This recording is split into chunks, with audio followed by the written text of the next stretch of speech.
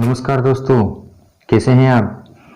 जैसे हमने पहले वीडियो में पढ़ा था, भोजन एवं मानव स्वास्थ्य में प्रोटीन कुपोषण, विटामिन कुपोषण एवं खनिज कुपोषण के बारे में पढ़ा था। उनकी कमी से क्या क्या रोग होते हैं। और आज हम यहाँ पे अब पढ़ रहे हैं इसी क्रम में कि जो पीने वाला पानी है, पीने योग्य पानी, उसके क्या क्या गुण होने चाहिए और दूषित पानी के दुष्प्रभाव भी हम यहाँ पे देखने वाले हैं कि दूषित पानी पीने से क्या क्या रोग होते हैं। साधारण सी जानकारी प्राप्त करेंगे।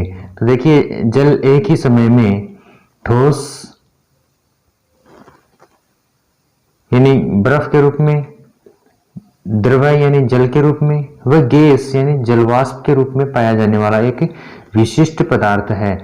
और ऐसे पदार्थ बहुत कम हैं जो तीनों अवस्थाओं में एक साथ पाए जाते हैं। देखिए, मैंने यहाँ पे एक पिक्चर भी उपलब्ध करवाई है आपको, जिसमें देखिए पानी है वो द्रव रूप में भी दिख रहा है बोतल में, और ये गैस अवस्था में भी दिख रहा है। तो आप यहाँ पर गैस अवस्था में दिख नहीं रहा है, यहाँ पे महसूस कर सकते हैं कि जैसे बोतल के बाहर ये जो पानी की बूंदें आई हैं वो कहाँ से आई हैं। तो वातावरण में जो नमी है, भाप है, वो ठंडी होकर द्रव के रूप में बदल जाती है। अब देखिए, हम यहाँ पर पढ़ने वाले हैं प्रमुख जल जनित रोगों के बारे में कि हम जो पानी पीते हैं वो स्वच्छ है या नहीं। अगर हम दूषित पानी पिएंगे तो उससे हमें कई प्रकार के रोग है वो हो सकते हैं। तो उनमें से हम कुछ की बात यहाँ पे करते हैं। देखिए, विषाणु जनित रोग है जो दूषित जल से हो जाता है। देखिए, यहाँ पर विषाणु जनित रोगों में पोलियो है। देखिए यहाँ पे पोलियो,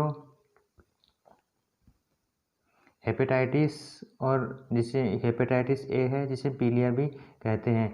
ये रोग विषाणु से होते हैं जो गंदे पानी में या दूषित पानी में उपस्थित रहते हैं। अब हम देखते हैं जीवाणु जनित रोगों के बारे में। जो हैजा, टाइफाइड है और आंत्रशोथ है, ये दूषित पानी पीने से होते हैं और ये होते हैं जीवाणुओं के द्वारा। और जो थर्ड टाइप है उसके बारे में हम देखेंगे, जो प्रोटोजोआ जनित रोग हैं, उसमें देखिए अमीबिए पेचिस है जो एक दूषित जल से होता है। और लास्ट में है कृमि जनित रोग। देखिए बाला या नारू रोग आप देख सकते हैं यहाँ पर, ये भी दूषित पानी से होता है। तो आपने देखा कि किस प्रकार ये जल जनित रोग हैं वो यहाँ पे हमें मुफ्त में प्राप्त हो जाते हैं गंदा पानी पीने से।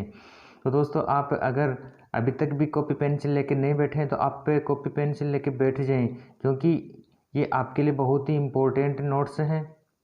और आप अगर हमारे चैनल पे पहली बार हैं तो हमारे चैनल को आप सब्सक्राइब कर लीजिए और बेल आइकन को दबाना ना भूलें, क्योंकि ये अब क्लासें लगातार चलने वाली हैं। तो आप इन्हें, आपको सबसे पहले मैसेज है वो मिल जाएगा। और अपने दोस्तों के साथ शेयर करना भी ना भूलें।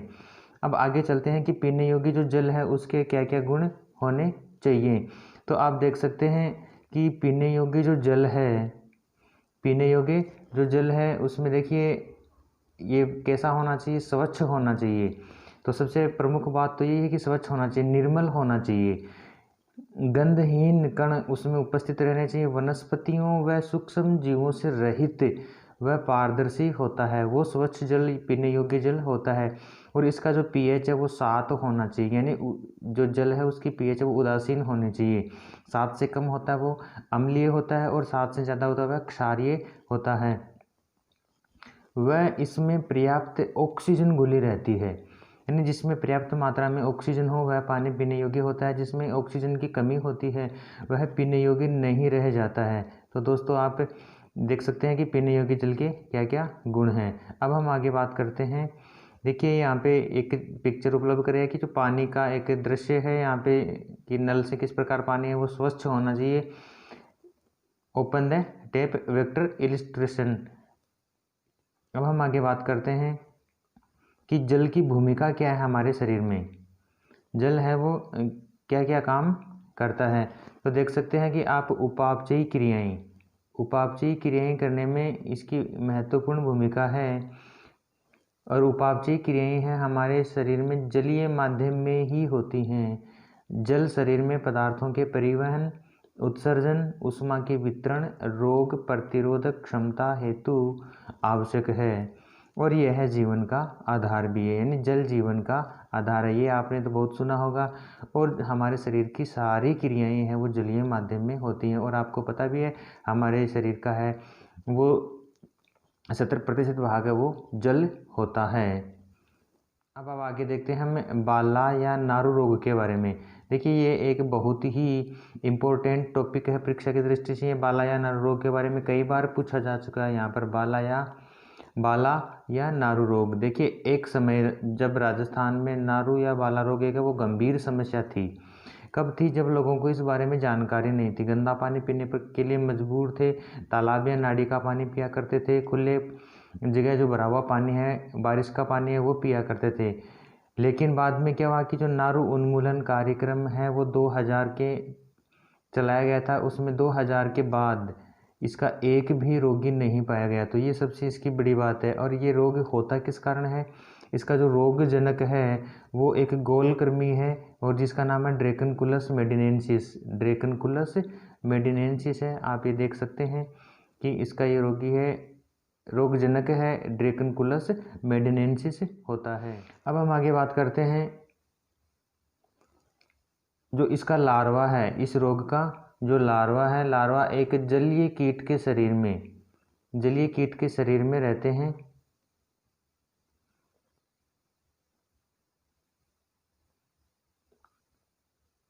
एक जल का जो कीट है उसके शरीर में रहते हैं। और जब इस पानी को हम पी लेते हैं, यानी जिनसे प्रदूषित पानी पीने से यह रोग हो जाता है, यानी जिस जल में ये कीट रहता है उस पानी को हम अगर पी लेते हैं तो ये रोग हमारे में हो जाता है। और इससे बचने के लिए हमें क्या करना चाहिए? पानी को छान कर पीना चाहिए, शुद्ध करना चाहिए। छान कर शुद्ध कर लें, उबाल कर ठंडा कर लें और फिर पिएं। और जो जल स्रोत हैं उनमें प्रदूषण की रोकथाम करके हम इन रोगों से बच सकते हैं। और वो कैसे कर सकते हैं वो आप सबको पता है। आप काफ़ी दिनों से जल प्रदूषण के बारे में पढ़ रहे हैं। बहुत सारे हमारे पास ऐसे उपाय हैं जिनके द्वारा हम देखिए यहाँ पे कुछ बातें बताई गई हैं। नदी तालाब में कपड़े धोना एवं नहाना मना हो। समय समय पर इनकी साफ सफाई होना ज़रूरी है क्योंकि स्वच्छ जल है तो स्वच्छ कल है। यानी हमें यहाँ पर जो पीने वाले पानी के स्रोत हैं उनमें कपड़े नहीं धोने चाहिए, उनमें नहाना नहीं चाहिए और समय समय पर इनकी साफ़ सफाई भी जरूरी। देखिए मैंने एक यहाँ पे एक फ़ोटो आपको उपलब्ध कराई है। जो ये पहले क्या होता था कि जो गांव के बाहर जो तालाब होता था उसमें पशु भी नहा लेते थे और वहाँ पर कपड़े भी धो लेते थे। जैसे ये मैंने एक गोरिल्ला का चित्र दिया कि ये मज़े ले रहा है नहा कर पानी में, तो आप भी इसका आनंद ले सकते हैं कैसे। अब देखिए आगे हम चलते हैं। देखिए अब है नेक्स्ट टॉपिक है मोटापा। और देखिए आजकल हर कोई इससे परेशान है। किसे? मोटापे से। देखिए कोई तो मोटा नहीं होता है और जो मोटा हो जाता है वो परेशान हो जाता है। तो देखो शरीर में क्या होता है कि जब अत्यधिक वसा का जमाव हो जाता है उसे हम क्या कहते हैं? मोटापा कहते हैं।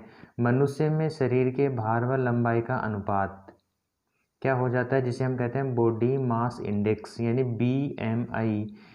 जब ये अनुपात 30 किलोग्राम प्रति मीटर स्क्वायर, देखना ये एक माप है इसका, 30 किलोग्राम मीटर प्रति स्क्वायर से अधिक हो जाता है तब व्यक्ति मोटापे से ग्रसित माना जाता है।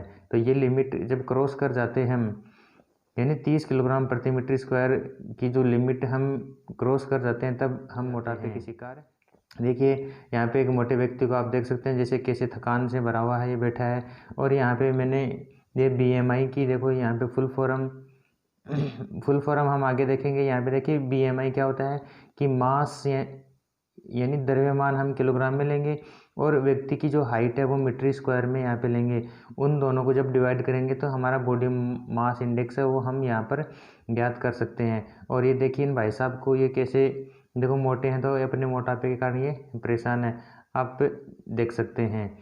और ये देखिए बॉडी मास इंडेक्स, यानी B का मतलब है बॉडी, M का मतलब है मास और I का मतलब है इंडेक्स, यानी जो शरीर भार सूचकांक। यानी इंडेक्स का मतलब सूचकांक लेंगे, मास यानी द्रव्यमान या भार से लेंगे हम यहाँ पे, और बॉडी का मतलब है यहाँ पे शरीर से। अब देखिए मोटापा है वो बहुत सारे रोगों से भी जुड़ा है। जैसे हम यहाँ पे बात करें जैसे हृदय रोग, ये हृदय रोग है, मधुमेह है, निद्राकालीन श्वास समस्या, कई प्रकार के कैंसर और अस्थि संधारित रोग यहाँ पे मोटापा है वो लेकर आता है। तो ये इन सभी रोगों से बचने के लिए हमें मोटापे से बचना होगा और इसके लिए हमें नियमित व्यायाम वगैरह करना होगा, उससे हम ये छुटकारा पा सकते हैं। अब मोटापे के कारण क्या हैं? देखो बहुत सारे कारण हो सकते हैं। देखो नंबर 1 है मोटापा और शरीर का वजन बढ़ना। मोटापा और शरीर का वजन बढ़ना, ऊर्जा के सेवन और ऊर्जा के उपयोग के बीच असंतुलन के कारण, यानी हम ऊर्जा कितनी ले रहे हैं और उसका उपयोग कितना कर रहे हैं, उन दोनों में अगर असंतुलन हो गया तो हम मोटापे के शिकार हो जाते हैं। फिर देखिए अधिक चर्बी युक्त भोजन करना, जंक फूड व कृत्रिम भोजन करना, यानी जंक फूड यानी जिसमें हमें ऊर्जा तो मिल जाती है लेकिन पोषण नहीं मिलते हैं, तो वो भी हमें धीरे धीरे क्या करता है, मोटापे की ओर अग्रसित करता है। और यहाँ पे कृत्रिम भोजन करना ये भी एक प्रमुख कारण हो सकता है मोटापे का। देखिए यहाँ पे एक ये जंक फूड यहाँ पे आप चित्र में देख सकते हैं जो लगभग लोगों के द्वारा है वो पसंद किया जाता है। अब देखिए और क्या कारण हो सकते हैं इसके, देखिए कम व्यायाम और स्थिर जीवन यापन करना। देखो हम शारीरिक परिश्रम है वो कम करते हैं और एक जगह आजकल बैठकर ज़्यादा काम करना, ऑफिसों में घंटों काम करना, तो वो स्थिर जीवन हो गया, या घर पे ही रहना, कहीं आना जाना नहीं, और शारीरिक क्रियाओं के सही ढंग से नहीं होने पर भी शरीर में चर्बी है वो जमा होने लग जाती है, यानी हमारा शरीर सही काम नहीं करता है, कई बार हो जाती है समस्याएं ऐसी। अब देखिए इससे एक और कारण है जो अवटु अल्पक्रियता, यानी हमारी जो अवटु ग्रंथि है जिसे हम थायराइड ग्रंथि भी कहते हैं, उसमें एक रोग हो जाता है जिसको कहते हैं हाइपोथायराइडिज्म, यानी इससे ये ग्रंथि क्या होती है आकार में बड़ी हो जाती है। और देखिए रक्तचाप और ब्लड प्रेशर, इससे होने वाले ये रोग भी हैं, यानी ज़्यादा रक्तचाप के कारण भी ऐसा हो सकता है।